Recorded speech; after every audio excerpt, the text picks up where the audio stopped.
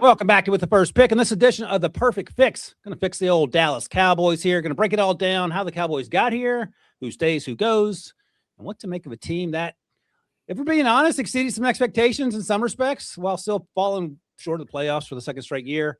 I'm Ryan Wilson. That's former Titans GM Rand Carthon. Before we get going here, Cowboys fans, let us know.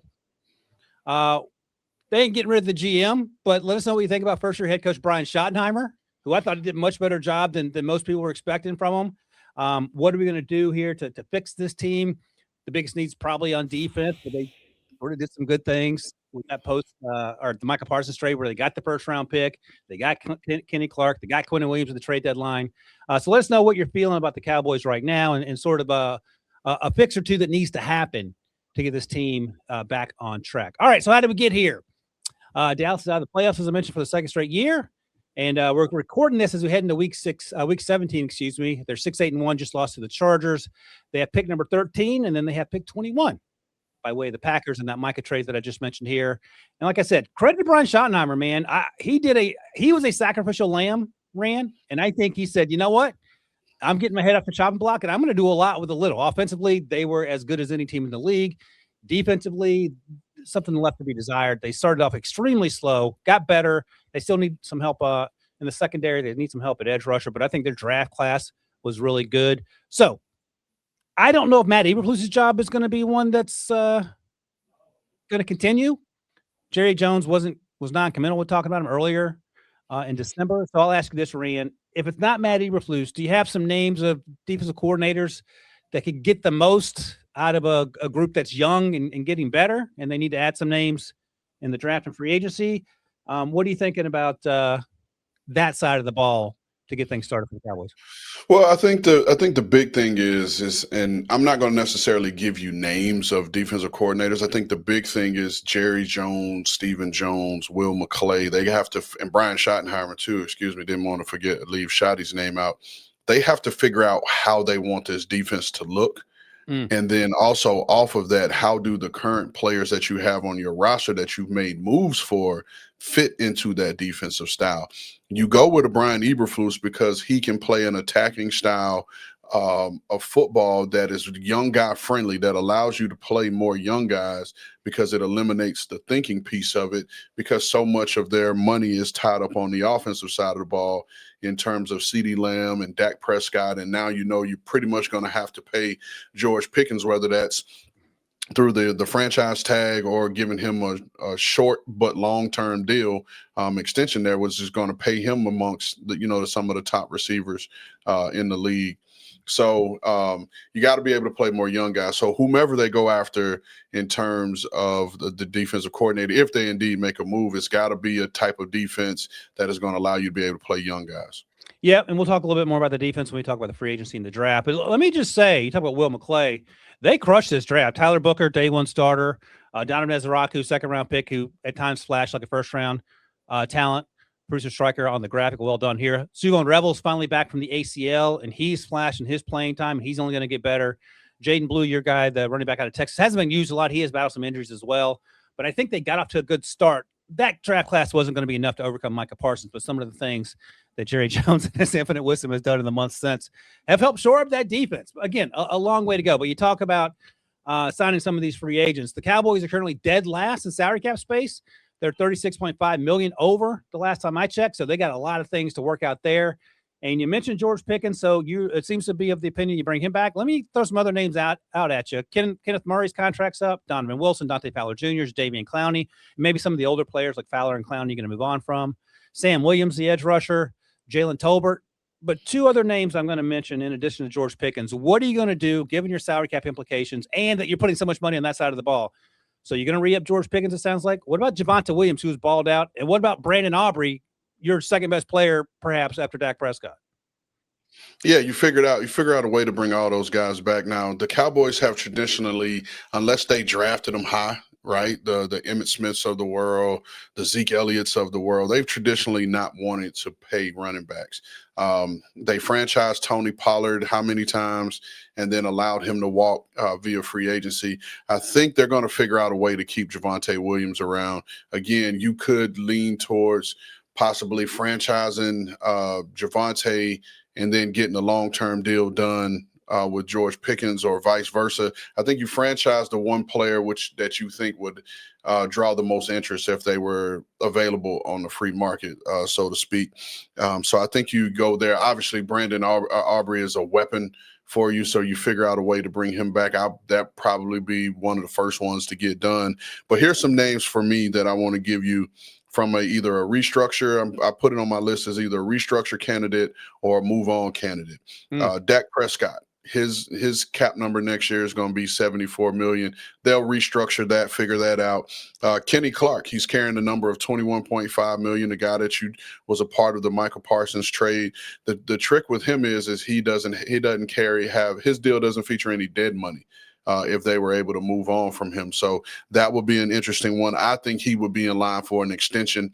You give him a couple more years, let him finish out his career there as a Cowboy. Now, and by the way, before you go on, all these things you're talking about also help alleviate the current cap burden of being 36 and change million over, correct? Yeah, correct. Yeah. And so the next three names to me will be in line to be more so on guys that you move on from. The first one being Trayvon Diggs. Trayvon Diggs has played, when he was healthy a couple years ago, got the ball, created a ton of turnovers, but has not been able to stay healthy and has not played up to the level that he once played at. He's carrying a cap number of $18.4 million with a dead cap hit of 5.88. You can eat that number, right? Because as it currently stands, I think the number for the Dallas Cowboys dead cap right now is $18.5 million, which is on the lower end throughout the rest of the league. Then you have the right tackle, Terrence Steele. His cap number is 18.1. I think he's largely struggled over the last couple years. If you were to move on from him, that's a dead cap hit of 9.4. Let's just round up and say 9.4 million. And then Malik Hooker, the safety, he's carrying a cap number of 9 million with a dead cap hit of 2 million. Again, we've talked about, even with Malik Hooker on the roster, we said that safety is a need for the Dallas Cowboys. So in that event, why not move on, free up this cap space?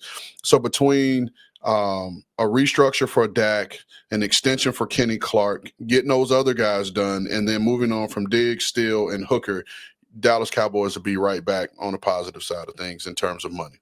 So you're not even sweating that 36 in the red million. You can no, because you can easily get from under it. I remember interviewing for the Giants. I think it was back in 2022, and entering the entering the 2022 season. I think they were 40 to 41 million over. I believe it was either the Giants or the Bears, one of the two that I interviewed for. But there were moves that you could have quickly made that got that number right back into compliance. Yeah, so basically you're interviewing for 16 head coaching jobs every time. No, I am interviewing for With the First Pick podcast and CBS Sports HQ because I'm on a 1-year deal. I was on a 1-year prove it deal, so I'm trying to prove it so I get a contract extension. You're trying to take my job. That's what I'm hearing. All right, look, set your bar higher, Ray. That's what I would ask. That's what I would encourage you to do. I'm going to throw some free agents out at you, and this is a name that when I look at the list of available free agents after the season, he was a little further down because he's still in his rookie deal. I love the idea, given the way this young man has played since being traded at the trade deadline. I don't want to give it away just yet. What do you think about bringing in Odafe Oweh, who's been playing out of his mind, 27 years old? Once he got traded from the Ravens to the Chargers, he decided he was going to be Khalil Mack. Well, I like the thought because I agree with you. I think he's been playing lights out. But the one thing I want to say about an Odafe Oweh is he just best served to be in that rotational role, that third down rusher type, because that's what he is for them. Because Tui Tuipulotu is a starter, double-digit sack guy. We know Khalil Mack is going to be a potential gold jacket guy, and he's playing behind those guys. And I think this might be the role that's best served for him, to bring him in that role where he's just a rotational guy, where he's your third rusher on both sides. I think that might just be the best fit to get the most out of him. But I think if you're the Dallas Cowboys, you have 8 draft picks. We talked about the trade and what that's done. You have 2 1s, a 4, 3 5s, and 2 7s. The Dallas Cowboys traditionally have not spent a ton of money in free agency, That's right. so to speak. And I think you continue that trend. I think you continue to draft, because the Dallas Cowboys drafting has not been an issue. They have hit on a ton of guys throughout the last few draft classes. So they don't have an issue there. Their problem has been retaining those guys. Yeah. Right. Retaining and keeping those guys. So I don't think we're talking about them being last in the league in terms of cap space entering 2026. You don't go and spend that money in other places. I think you take care of the guys in your building, continue to draft well, and build your program that way. That's a good reminder too, because we've heard Jerry Jones say in off seasons, certainly this last off season, something crazy is going to happen, or just wait. And Cowboys fans had to keep waiting until they decided to trade Micah Parsons, because nothing else really happened during free agency. So you talk about the 8 draft picks they have. They have the 2 first-round picks. They can decide to move up or down if they want to, or they can just stay put and make some things happen that way. I think they have edge rush needs. They're going to have needs at cornerback and perhaps secondary. You talked about Malik Hooker perhaps moving on. Trevon Diggs maybe moves on. Wide receiver, depending on what happens with George Pickens. DeMarvin Overshown left the Week 16 game with concussion. He struggled with injuries. When he's on the field, he's explosive, but it's been a struggle to keep on the field. So maybe linebacker, and then maybe running back. So if you're picking in the top 15 and then you're picking in the 20s with that Packers pick, is this going to be a defense type situation, or would you double up on someone like Carnell Tate if he's there in the top 15, even if you have CD and George Pickens back? No, I don't. I think the world of Carnell Tate, but now you're creating problems for yourself, right? Because there's only one football, right? And they've done a great job at being able to target both CD Lamb and George Pickens. I think the Flournoy kid has done a great job for them. Yep. And I think he's earned the right to be their number 3 and be able to allow them to be able to move CD in the slot and move him around. So I don't think you address that. I think this will be a defense situation. I think there will be a rusher for them at 13, and I think there'll be a corner available for them somewhere in the 20s and allow them to get someone in there. So I think it'll be a defense situation, and I think they will be able to address 2 major needs with those first 2 picks in the first round. The other wrinkle I should throw in there, because you mentioned maybe Terrence Steele, you can move on from him potentially. If there's a Francis Mauigoa there, you might think about him if he's there midway through the first round, whoever your favorite right tackle is. Are you okay waiting on that if you want to go defense?